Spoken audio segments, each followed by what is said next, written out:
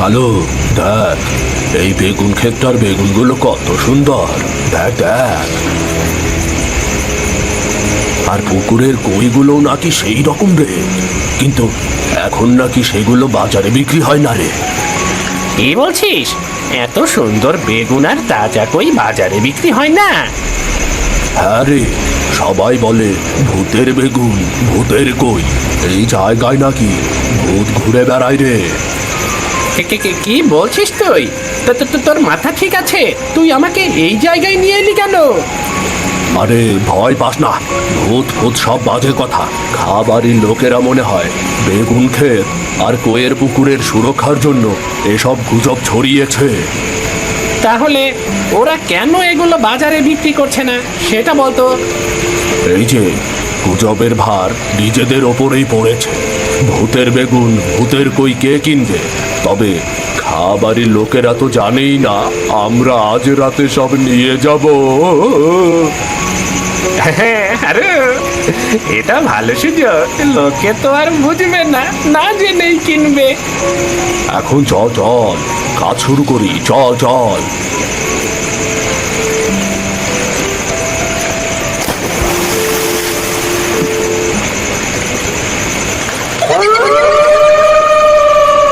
এই কালু, ওটা কিসের আওয়াজ রে?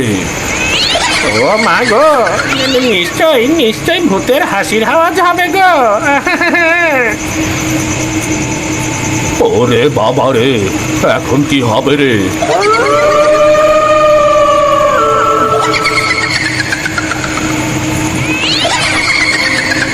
ও মা গো, এটা কিরে কিরে? ও বাবা রে, ভূত ভূত, পালা পালা, জলদি পালা, জলদি পালা, জলদি পালা।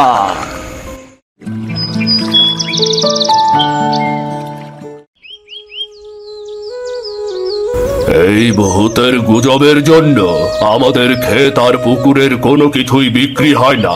ওই মাছগুলো পুকুরেই রয়ে যাচ্ছে, ক্ষেতের বেগুন খেতেই নষ্ট হচ্ছে। এদিকে ঋণ করে যে এতগুলো বিনিয়োগ করেছি এখানে, এই ব্যবসায়িক ঋণ তো শোধ করতে হবে। কি করব এখন? আমার গয়নাগুলো বিক্রি করলে হয়তো কিছু টাকা হবে, কিন্তু ওগুলো তো ছেলের বউয়ের জন্য রেখেছি। কি করব কিছুই বুঝতে পারছি না। একটা প্রস্তাব আছে, এটাই রাজি হলে হয়তো আমাদের ঋণ পরিশোধ করতে সুবিধা হবে। কি প্রস্তাব? পাওনাদার আজিজ মিয়ার মেয়ে আসমার সাথে আনিসের বিয়ের প্রস্তাব। মিয়া বাড়ির মেয়ে আসমা, ওরা কিন্তু এমনিতেই ধনী ঘরের। কি বলছো কি? এভাবে ছেলের বিয়ে? আনিস, তুই কি কিছু বলতে চাস? মা, আমার কোনো আপত্তি নেই। এই বিয়েতে যদি আমার পরিবারের উপকার হয় তাতেই আমি রাজি। যাক, এভাবে হোক কিংবা ওভাবে, এ বাড়িতে একটা বিয়ে তো হচ্ছে।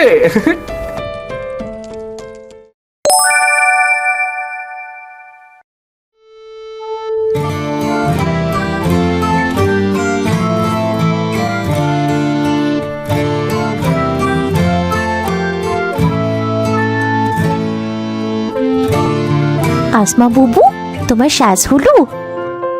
হ্যাঁ রে হ্যাঁ, কেমন লাগছে আমাকে? খুব সুন্দর লাগছে বুবু। তুই বউ সাজলে তোকেও খুব সুন্দর লাগবে। আমার আর বউ সাজ? জীবন তো এখনো এলোমেলো। বাবা সব সম্পত্তি হারিয়ে টাকা পয়সা রোজগার করতে কোথায় চলে গেল, আর আমাদের রেখে গেল তোমাদের কাছে। আবার কবে বাবার দেখা পাবো কে জানে। তুই মন খারাপ করিস না রুনা, তুই দেখিস একদিন সব ঠিক হয়ে যাবে। হ্যাঁ বুবু হ্যাঁ, এইসব কথা ভেবে আর লাভ নেই। ভালো কথা, তুমি দুপুরে খাবার খেয়েছো তো? হ্যাঁ রে হ্যাঁ, আজ বেশ মজা করে কই মাছ আর বেগুনের ঝোল দিয়ে ভাত খেলাম। তোর হাতের এই রান্না আবার কবে খেতে পারবো কি জানি। খুব মনে পড়বে রে তোর এই কই মাছ আর বেগুনের ঝোলের কথা। আমি তোমার শ্বশুর বাড়ি গিয়ে কই মাছ আর বেগুনের ঝোল খেতে দিয়ে আসবো বুবু। তাহলে তো খুব মজা হবে রে। এখন চলো, জলদি চলো, মামি ডাকছেন। হ্যাঁ হ্যাঁ চল।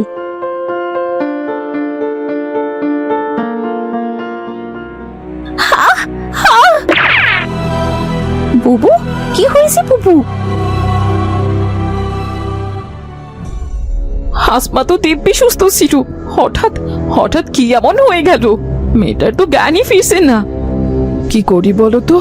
মান সম্মান তো সব যাবে দেখছি। লোকে বলবে ছেলেকে বউ দেয়নি। আমার একটা প্রস্তাব ছিল। জি বলুন, কি প্রস্তাব? আসমার মামাতো বোন যে রুনা, রুনাকে আনিসের বউ করে নিয়ে যেতে চাই। যদি আপনারা হ্যাঁ, এটা ভালো প্রস্তাব। রুনাও তো আমাদের গ্রামেরই মেয়ে, আমাদেরই মেয়ে, আর বড় দুঃখী মেয়ে। মেয়েটার বিয়ে হলে একটা গতি হয়। আনিস, তুই কি বলিস? আমার কোনো আপত্তি নেই। বড়রা যা ভালো মনে করে তাই আমি করব। তবে রুনার যদি কোনো আপত্তি থাকে তাহলে? ওর আবার কিসের আপত্তি? আমি যা বলবো রুনা তাই শুনবে, আমি জানি সেটা। মেয়েটার দায়িত্ব তো এখন আমাদেরই।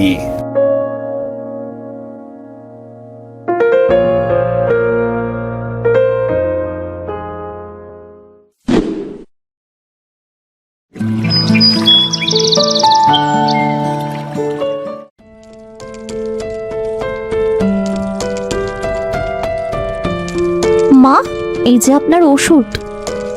বৌমা, তুমি এখানে বসো তো। রুনা, এগুলো সব আমার গয়না।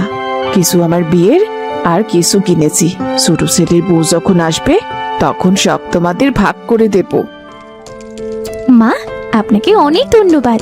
আপনার সব গয়নাই সুন্দর, তবে এগুলো যেন একটু বেশি রকমের সুন্দর। এগুলো তোমার শ্বশুর আব্বা আমার জন্য কিনেছেন। এক ব্যবসায়ী নাকি তার স্ত্রীর গয়নাগুলো বিক্রি করে দিয়েছিল। কমে পেয়ে তোমার শ্বশুর আব্বা কিনে এনেছেন। দেখি বোঝা যাচ্ছে এই গয়নায় তাদের ভালোবাসা মিশে আছে।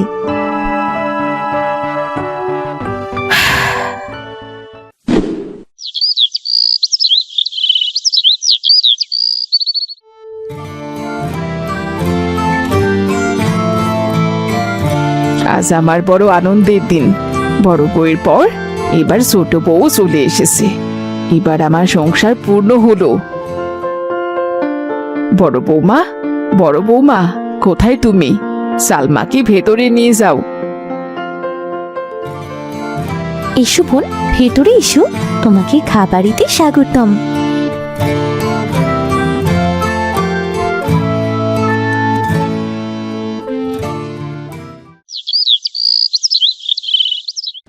মা, আপনার ছোট বৌমা কত গুণী। আজ সব রান্না সেই করেছে মা। আমাকে তো রান্নাঘরে একদমই ঢুকতে দেয়নি। তাই নাকি? বেশ ভালোই তো হলো। তোমার তাহলে একটু বিশ্রাম নেবার সুযোগ হলো বড় বৌমা। তা কিন্তু ঠিকই বলেছেন মা। সালমা, সালমা তুমি কোথায়? তুমিও খেতে এসো। এসো মা, তুমিও আমাদের সাথেই বসো। বড় বৌমা, তুমিও বসো। আমি পরে খাবো মা। ভাবি, আপনি খেয়ে ফেলুন। আরে না না, কি বলছো? এসো একসাথেই খাই।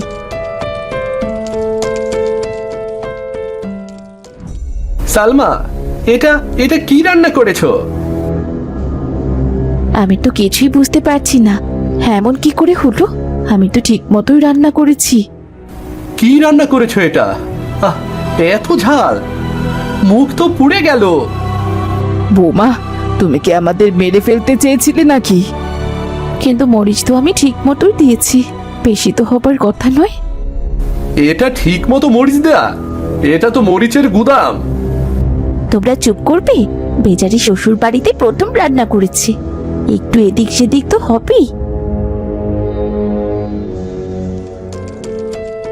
দেখেছো, দিলে তো মেয়েটার মন খারাপ করে। একটু ঝাল দিয়েছি, তাতে কি হয়েছে? তোমাদের নিয়ে আর পারছি না।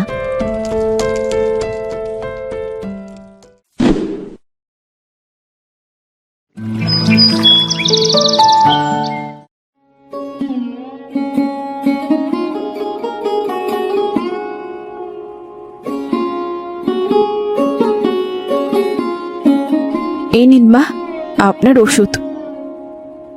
দাও মা, দাও। এ কি? কি হয়েছে মা?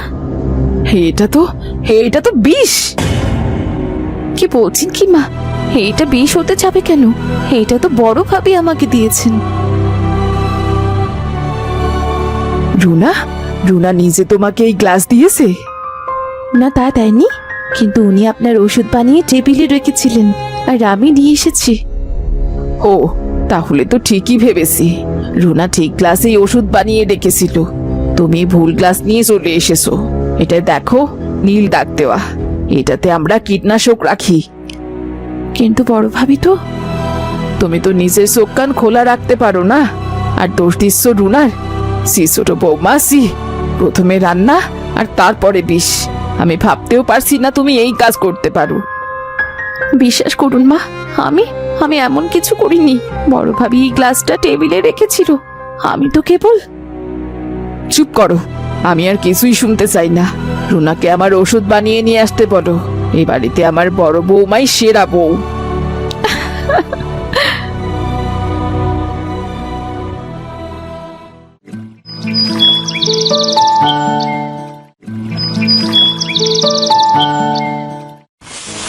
আমার রান্না খারাপ হলো। কে যেন রান্নায় এক গাদা মরিচ ঢেলে রেখেছিল। আবার মায়ের ওষুধের গ্লাস বদল হলো। কোনো একটা সমস্যা নিশ্চয়ই আছে।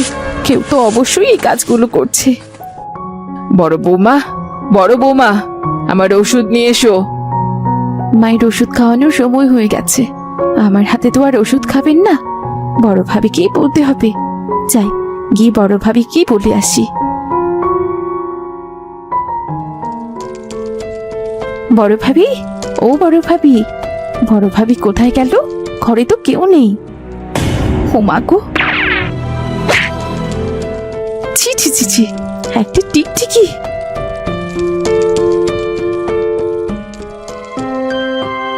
আরে কি আশ্চর্য! কি এটা? ভারী অদ্ভুত ব্যাপার তো। না, বিষয়টা জানতেই হবে।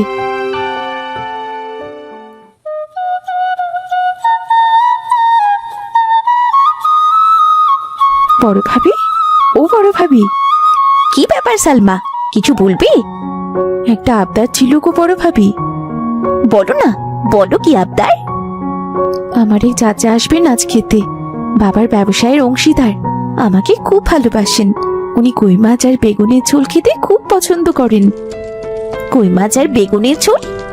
হ্যাঁ ভাবি, তুমি একটু রান্না করো না। এবারের এই মজার রান্না খেয়ে চাচা খুব খুশি হবে।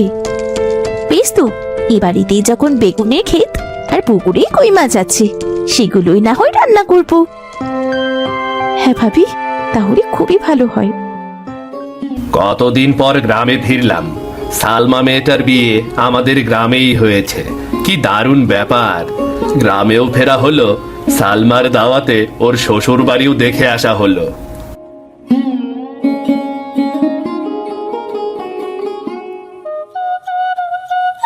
খাবারই বাহ, বেশ বড় বাড়িতে তো মেয়েটার বিয়ে হয়েছে। আমার মেয়েটারও যদি এমন একটা বাড়িতে বিয়ে হতো।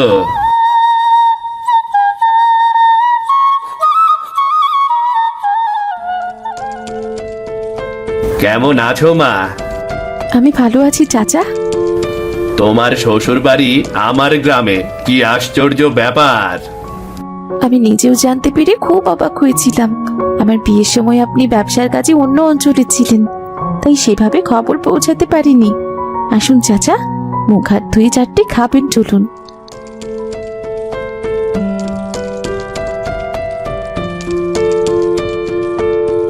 বড় ভাবি, বড় ভাবি কোথায় গেল?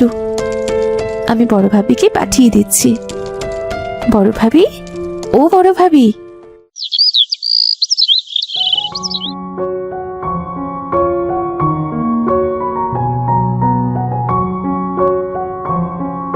বাবা, রুনা, তুই?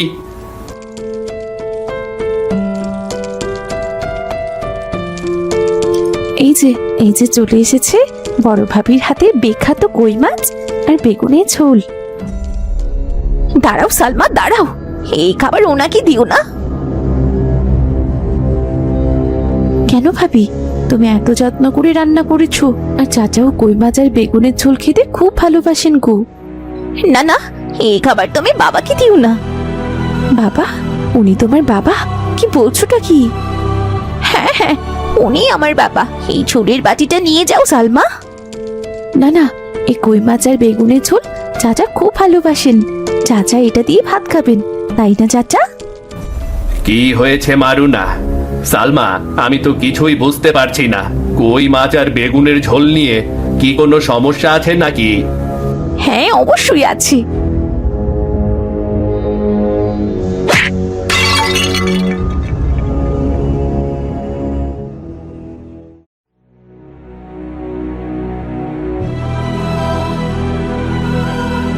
কি হয়েছে বড় বৌমা?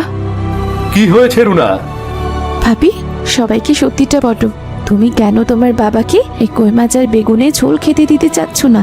বলো ভাবি, বলো। চুপ করে থেকো না। বাবা? উনি বড় বৌমার বাবা? হ্যাঁ মা, উনি আমার বাবা। আমি আমি আসলে প্রতিশোধ নিচ্ছিলাম। প্রতিশোধ? হ্যাঁ, ওই কই মাছের পুকুর আর বেগুনের ক্ষেত আমাদের ছিল। কি বলছো? কিন্তু মোড়ল তো বলছিল জায়গাটা নাকি বেনামি, সহজেই দখল করা যাবে। আপনারা আমাদের কই মাছের পুকুর আর বেগুন ক্ষেতের জায়গাটা পছন্দ করেছিলেন। মোড়লকে আপনারা মোটা অঙ্কের টাকা দিয়েছিলেন সেটা দখল করবার জন্য। একবারও ভাবলেন না যে জায়গাটা অন্য কারো বেঁচে থাকার শেষ অবলম্বন হতে পারে। আমরা তো কেবল সেই জায়গায় একটা সুন্দর বাড়ি করতে চেয়েছিলাম। মোড়ল বলেছিল কোনো অসুবিধে হবে না, তাই। অসুবিধে আপনাদের হবে কেন? অসুবিধে তো হবে আমাদের। আপনাদের কথায় মোড়ল সেটা অন্যায়ভাবে দখল করে। জায়গাটা ফিরে পাবার জন্য আমার বাবা আমার মায়ের শেষ স্মৃতিচিহ্ন তার গয়নাগুলো মোড়লকে দেয়। মোড়ল জায়গাটা ফেরত দেয় না, তার উপর গয়নাগুলো আপনার কাছে বিক্রি করে দেয়। হে, কি বলছো তুমি? ওই গয়নাগুলো কি তাহলে? হ্যাঁ মা, হ্যাঁ, ওই গয়নাগুলো আমার মায়ের ছিল। কি আশ্চর্য ব্যাপার! আমরা তো কিছুই জানতাম না। ভাবি, তোমার আলমারিতে এই মুখোশটা আমি পেয়েছি। তুমি বলছো যে ভূতের গুজব কি তুমিই ছড়াচ্ছ? হ্যাঁ হ্যাঁ, যাতে ওই কই মাছের পুকুর আর ওই বেগুন ক্ষেত দিয়ে খা পরিবার যেন সুবিধা না পায়। ক্ষেতের মাটি আর পুকুরের মাটিতে এক ধরনের বিষাক্ত উপাদান আমি একটা বিশেষ সার আর ওষুধ ছিটিয়ে বেরিয়েছি। আর এই কই মাছ আর বেগুন তাই বিষাক্ত। এগুলো খেলে মানুষের মস্তিষ্কের কার্যক্ষমতা বেশ কিছুক্ষণের জন্য কমে যায়, মানুষ সচেতন হয়ে যায়। আজ আমার মেহমানের সামনে খাবারের বদনাম করার জন্যে তুমি এই কই মাছ আর বেগুনের ঝোল রান্না করেছিলে। হ্যাঁ হ্যাঁ, এবারই বদনাম করাই আমার মূল উদ্দেশ্য। আমি তোমার আলমারির গোপন কুঠুরিতে ভূতের মুখোশটা পেয়ে তোমার ব্যাপারে খোঁজ খবর শুরু করেছিলাম। খুব অবাক হয়েছিলাম যখন জেনেছি বাবার ব্যবসায়ের অংশীদার হারুন চাচা তোমার বাবা। হ্যাঁ, আমি সম্পত্তি হারানোর পর তোমার বাবার সাথেই কাজ শুরু করি। ধীরে ধীরে তিনি আমাকে তার ব্যবসায়ের অংশীদার করে নেন। আরো খোঁজ খবর নিয়ে জানতে পারি বিয়ের দিন আসমা নাকি কই মাছ আর বেগুনের ঝোল খেয়েছিল। আসমা অসুস্থ হয়ে যায় আর তুমি এই বাড়িতে আসো। আমার সবকিছু শুনে সন্দেহ হয়েছিল। হ্যাঁ হ্যাঁ, আমি ভেবেছিলাম খাবারের বিয়ে বন্ধ হয়ে গেলে বদনাম হবে, কিন্তু মামা মামি যে আমাকেই বউ বানিয়ে এই বাড়িতে পাঠাবে সেটা আমি ভাবিনি। মামা মামির মুখের ওপর নাও করতে পারিনি। তারা আমাকে আশ্রয় দিয়েছিলেন। এই বাড়িতে এসে মায়ের গয়নাগুলো দেখি ভেবেছিলাম মায়ের গয়নাগুলো আমি পাবো, কিন্তু তখনই তুমি এলে। ভাবি, তুমি কি তাহলে? হ্যাঁ হ্যাঁ, গয়নার যদি ভাগ হয়, যদি আমার মায়ের গয়না তুমি পেয়ে যাও, তাই আমি শাশুড়ির কাছে তোমার বদনাম হওয়ার জন্য অনেক কিছু করেছি। আমি চেয়েছি শাশুড়ি মা যেন আমাকে আমার মায়ের গয়না দেয়। খাবারে মরিচ আমি মিশিয়েছিলাম, মায়ের ওষুধের গ্লাসটাও আমি বদলে দিয়েছিলাম।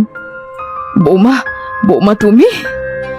হ্যাঁ মা, হ্যাঁ, প্রতিশোধের নেশায় আমি পাগল হয়ে গিয়েছিলাম। কিন্তু কিন্তু এখন আমি বুঝতে পেরেছি প্রতিশোধ নিয়ে আসলে কিচ্ছু হয় না। সব আসলে সৃষ্টিকর্তার হাতেই ছেড়ে দিতে হয়। আপনারা আমাকে ক্ষমা করুন। বাবা, বাবা, তুমিও আমাকে ক্ষমা করে দাও। না রে মা, তুই আমার কাছে অন্তত ক্ষমা চাসনে। তুই যেটা করেছিস সেটা অপরাধ, কিন্তু কতটা কষ্ট পেয়ে এই কাজ করেছিস সেটা আমি জানি রে মা, সেটা আমি জানি। হ্যাঁ বাবা, হ্যাঁ, আমি আর প্রতিশোধ নিতে চাই না। চলো বাবা, চলো আমরা যাই।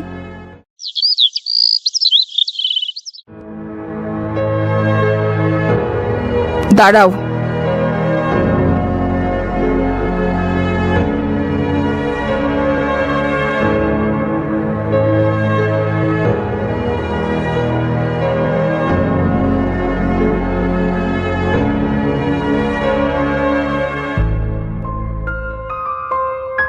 এগুলো নিয়ে যাও।